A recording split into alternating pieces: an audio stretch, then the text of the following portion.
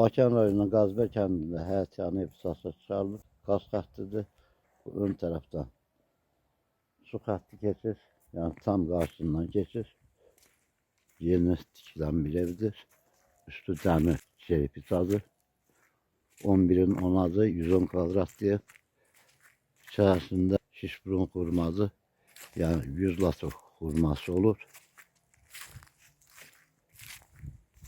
Trafoya yakın bir mesafede yerleşir. Torpaq qiymətlə satılır. 28 sot torpaq sahəsi var. İçərisində maiki, fındığı ağacı, arxa tərəfi. Arxası və ev olan hissəsi hər ikisi ayrı-ayrı kupçalar var. İkisi də həyət yanı torpaqdır, yəni pay torpağı deyil. 50 toma fındığı ağaçları var. Möhkəm şəkildə tikilmiş evdir. 200 daş kubikdən tikilibdir. Havalandırma port reyləri qoyulmuşdu hər tərəfdən. Girişində endi koridoru var. Koridordan əlavə 4 otaqdan ibarətdir.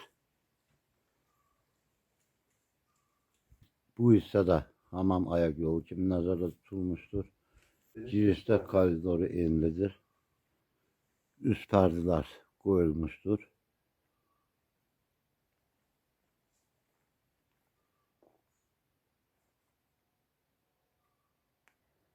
Satışa çıxarılan ev kupçalıdır. Qeyd etdiyim kimi arxa tərəfində kupçası adlenidir. Yəni 18 sot arxada həyət yanıdır. Ev olan hissədə 10 sotdur. Qiyməti 50.000 manata təklif olunur.